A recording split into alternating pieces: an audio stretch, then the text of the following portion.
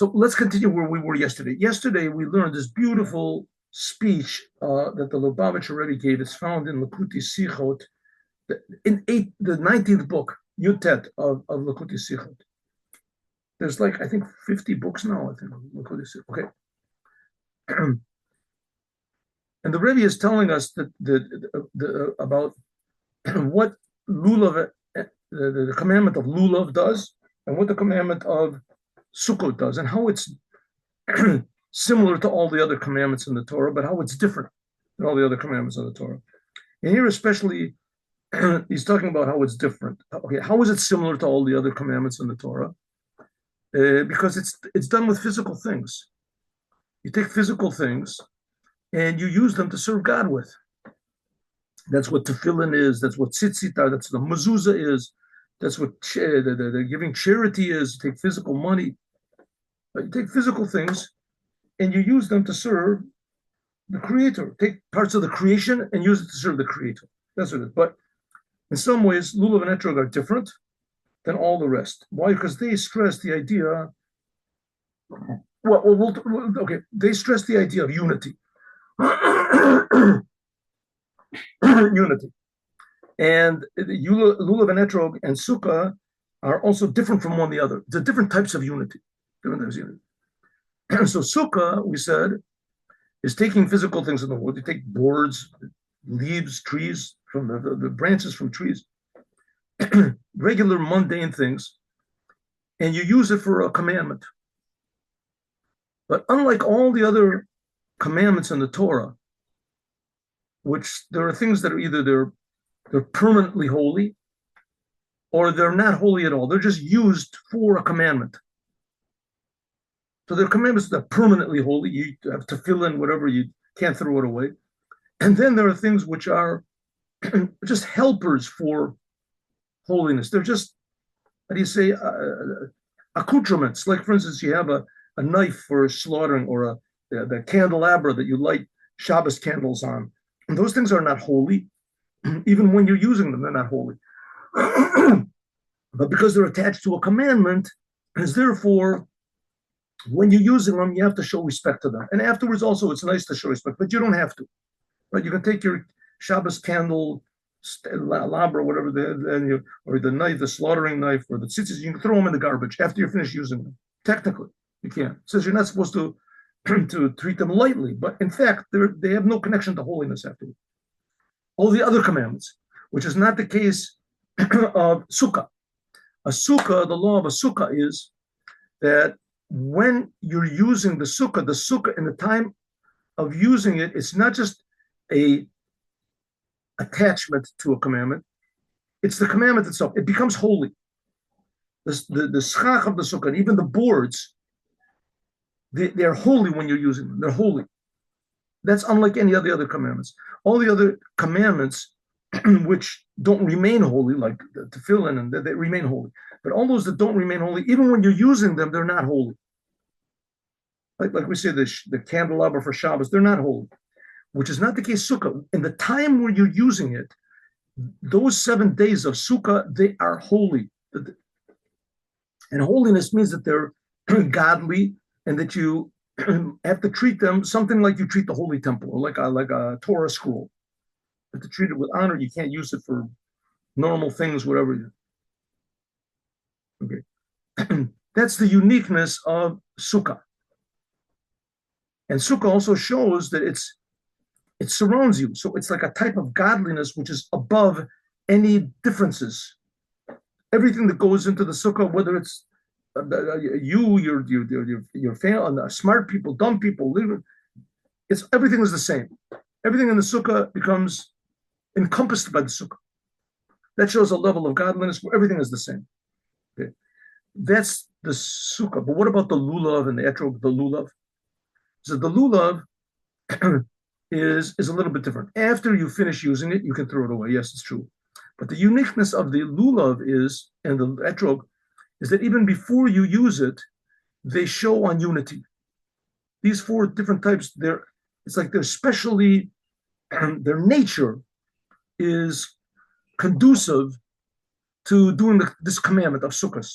The nature. And when you do the commandment, then that brings out this unity. And also you unify all these different types, the Lulov and the Etrog and this, they're all different. And you unify them all together, put them together. That shows not just like the sukkah where there is no differences. Everything is just godly. Everything is the same that goes in the sukkah. Here we have the differences remain. And with the remaining differences, right, that also becomes holy. Okay, so this indicates on two different effects that the Jewish people are supposed to have in the world. Like we said before so many times, only in Judaism are there commandments. God commands us to take physical things and use them for what he wants. Commandments. And the purpose of it is to make the whole world holy, which on one end, it shouldn't be that hard because it already is holy. I mean, the world is, God is everywhere, but it's just not revealed. And certain things are not vessels for God at all. That's the way God made them. There's certain things that are negative. So we have two different types of godliness. We have one type of godliness which is brought into the world by means of the sukkah, and another type of godliness which is brought into the world because God reacts to whatever we do. God reacts to what we do. So one type of godliness is brought when we sit in a sukkah. That's a level of godliness which is above the world and makes everything equal. Everything is just a creation. It's a creation, a big miracle. Then we have a type of godliness which is brought into the world, and that's what happens when the Jews do the commandments, right? We bring godliness into the world, and we reveal the godliness that's already in the world. But this is a type of godliness which everything remains as it is. It's not negated. It's a type of unity that's, let's call it harmony. Okay, so we see also, number one, that the sukkah is more connected to time. The time when you sit in the sukkah, those 7 days, and that time, the sukkah becomes holy. Sukkah becomes holy. It becomes above time. Holy, connected to the creator, not to the creation. Okay. And the Lulav and the Etrog, we'll see that's connected more to place. Each one is different. Every aspect is different. We pay attention to the differences. Right? In Sukkah, we ignore the differences. We're only thinking about godliness. In Lulav and Etrog, we pay attention to the differences, but we're also thinking about godliness. So it's two different types of godliness. Okay, ready? Let's go. Okay, so both of these commandments, I'm just sort of giving you a summary of what we've done and a little bit of a preview of what's going to be. So what do you say? The Lulav and Etrog both bring harmony, unity into the world. Nevertheless, this bigger here. 1 second. Oh.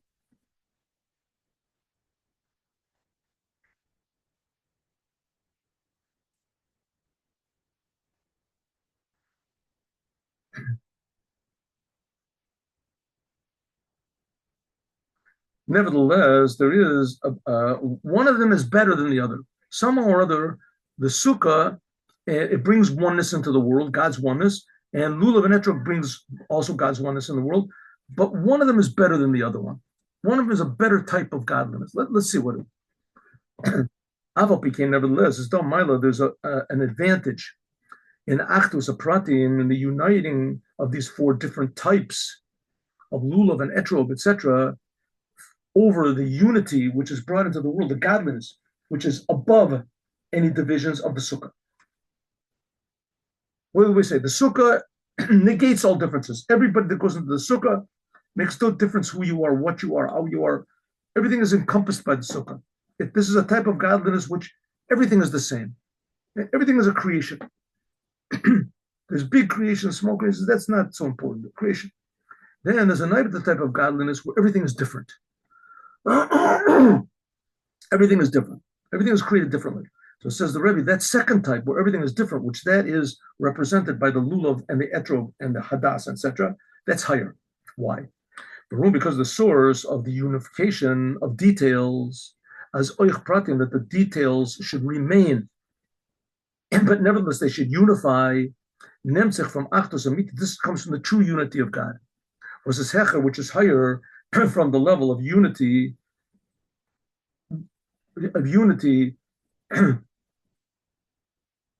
which is higher from all the unity and Ischalkos pratim. Again. This is higher from just unity and division of details. In other words, the unity which is brought about by, let's take it, I'll try to give you an example of what I think. The king comes into the people, and everyone's screaming, long live the king, long, the king is infinitely higher than everybody else. Everybody's bowing down and they're all cheering and they're all subjects. Everyone's subjects. The highest of the high, the biggest generals, the street sweepers, everybody is a subject. We're so happy to see the king. And then all of a sudden the king says, Shmerel Goodman, how are you doing? How's the wife and children? Oh, Joe Smith, how are you? Wow, tell me, how was your car doing?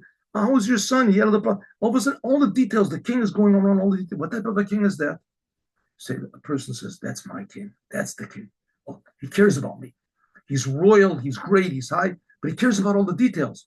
And that's a whole different type of a king. Says the Rebbe, the unity from Sukkah, this is like the king coming out on the balcony. This nemtzich from a place where number, riboy, how do you say, the quantity is an inyan hapri, is the opposite from unity, like diversion, riboy. Riboy can mean a lot, but riboy can also mean differences. that multiplicity is the opposite of unity. Und the Rebbe, and therefore, is the Achdus, and an Ofen was his Sholel, his Chalkus Pratim. But when the king comes out onto the balcony, he wants everyone to be negated. He doesn't want anybody to say, Your Majesty, remember me? Majesty, I got a problem. He doesn't want that. By the king, everybody is happy. Oh, this is our king. He's totally removed from everybody, and nevertheless, he cares about us in general.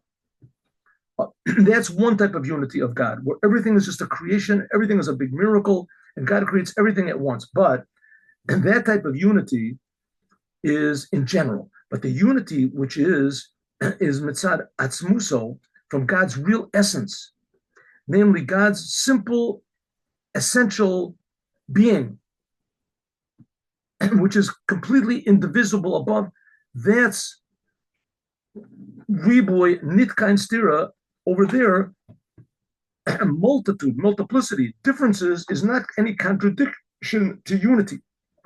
Exactly the opposite. This comes from God's true essence.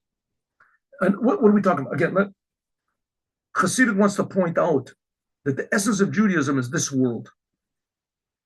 A person goes to heaven, there's no differences, there's no arguments, there's no distinctions, right? In the upper worlds, everything is just oneness and right, and God gives everybody according to what He did in this world. You get in this world. So the upper worlds, there's less distinctions. There's no problems. There's no difficulties. There's no dissension or lack of harmony. Everything is just bliss, which is not the case in this world. In this world, everything is different. Every moment is different. Every time is different. Every place is different. Every person is different. Every snowflake is different. Every atom is different. And this is a different place. Everything is different in the world. Okay, so usually religion says, forget about the world. Go to the place where it's unity. Heaven, it's bliss up there. Judaism says, nah, that's not it. What are you trying to say? That God is only found in the upper worlds? It's not so. Not so. The true essence of God is that He wants a world. The world is not here by accident. The world is not here because it's just sort of a diversion of God. And the main thing is going to heaven. That's a lie. That's not so. The main thing of godliness is to reveal God's oneness in every detail in the world. In other words, total unity of God in every detail. How can this be? If God is one and He's indivisible, how can He be divisible? So the answer to that is it's impossible, and that's what God does. God is not like us. It says that the Lulov and Etrog, if so, that indicates, and it also arouses an aspect of God which is from God's essence, that this physical world is precious to God, every detail of it. All there is a simile, it's also regarding to the unification of of the physical world with all the commandments, which the commandments was in Sukkah und Daled Minim, the Sukkah and the four different types, Lulav and Etrog. As in the Daled Minim, that in these four types, the Lulav and the Etrog, is Dal Mila, there's a big advantage over the unity of the Sukkah, the unity, the physical unity of the commandments. In Sukkah, Vibalt, because Aziz Vered, because they are done through doing the commandments and not or nit as is an Inyan Teva, it's not natural, right? The holiness of the Sukkah, what do we say the holy? Before Sukkahs, the Sukkah is totally mundane. It's just like any other boards, any other sticks, any other branches. And Sukkah, suddenly they become holy. This shows on an aspect of God that you have to do something to make it holy. It's sort of like imposed holiness. This is not the nature of the thing to be holy, like we said before. So therefore, this only is the bringt as noch nit. This is not yet expressed in the Sukkah, the true idea of God's oneness, which is not the case. The four types was in Zay, which in them is, you can see it's evident that the physicality of it in itself is a vessel to do the commandment. In other words, the actual physicality is not temporarily changed. It's permanently changed. Duruk dem, by means of this, which is oishgebracht, the true unity. What do we say? Lulav and Etrog, etc. Before you take them, they're already showing on unity. Right? And the lulav, the branches grow together, etc. So it's already showing on unity, but it doesn't become holy unity until you use it. But that unity, that message of unity remains there. And this is again stressing the importance of every detail of this world is important to God. Aber Barhayos V, their Inyan from Isachtus, Hapratim, Bechitzonius, is blois, was the Pratim, Zain and Batal, but to Achtus. This externally is just how all of the four different types are. I'm sorry. This is how all the details are temporarily negated to the oneness of God. Unitya pratim, not that the details themselves indicate unity. Was thus is nidrika, this is a lower level, like the lower of sukkah. You take in the sukkah, you take physical things and you make them holy. Before that, they weren't holy. You make them vessels for unity of God, but they weren't that way before you took them. Not like Lulav and Etrog, that they already showed signs of unity. The sukkah, though, on the other hand, is totally separate from God. It's regular boards. And in the time when you use it, this shines godliness into it. That's pretty good. It says it's good, but it's not as good as the united. But thus is nidruker from the Achtus Shalamayla Mischalkus. Is bichdei zu megala sein, the pneumius and the source of the unity of divisions.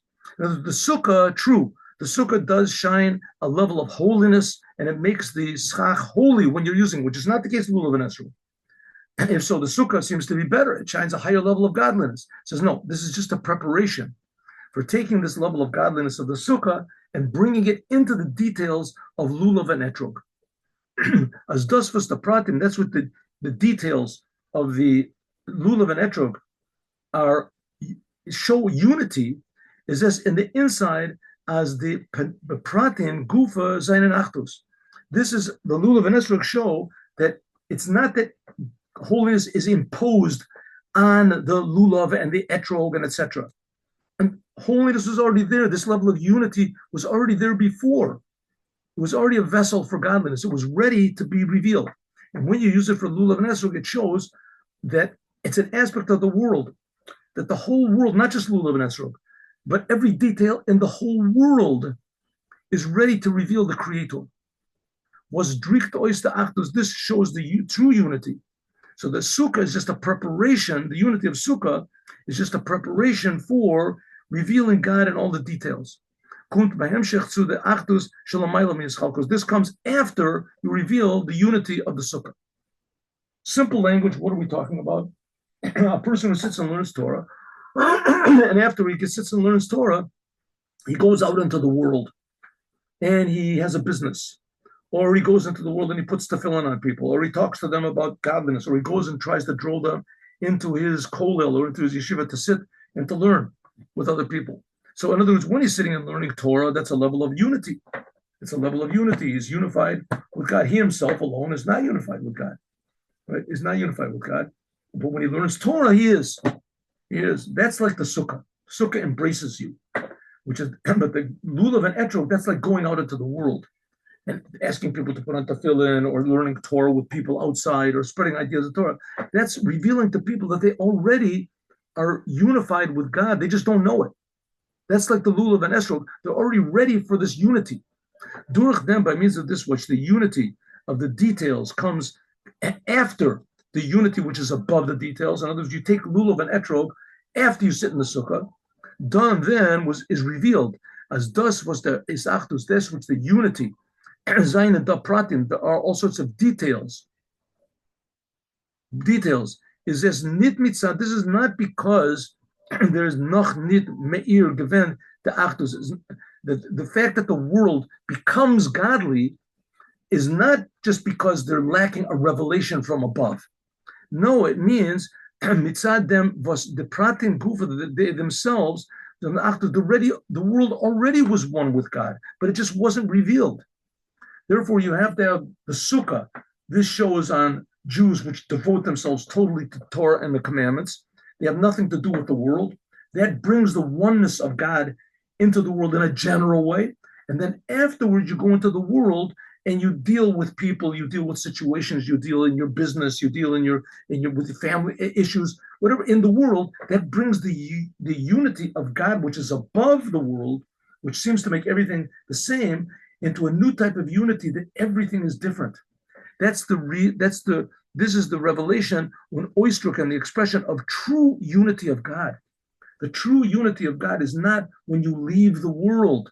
The true unity of God is not found in the spiritual.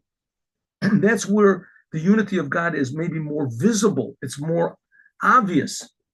But our job is to bring godliness into the places where it's not so obvious, to show that the world is already ready for godliness. And that's represented by the lulav and the etrog. Yeshlamor can say, as das is oich, this is one of the reasons why the commandment from taking the four minim, lulav and etrog, is best to do in sukkah. When you do the commandment of lulav and etrog, maybe I'm leaving something out. I should have told you. The commandment of sitting in a sukkah is done in the evening. As soon as you come back from synagogue, at the beginning of the holiday. The holidays in Judaism, they begin in the nighttime, right? The day begins when the sun sets. So the first thing you do on the holiday of Sukkot, there's two commandments, sitting in the sukkah and taking lulav and etrog. Sitting in the sukkah, you do in the nighttime. Taking lulav and etrog, you do in the daytime. Now, there's a lot of Jews that they take the lulav and etrog, make a blessing, only the next day in the morning when they're in synagogue. When they're in the synagogue, they take the lulav and the etrog and they make a blessing on it, some right before they say the Hallel prayer. Hallel prayer. It says, according to the Arizal and according to others, here he says, where does this say?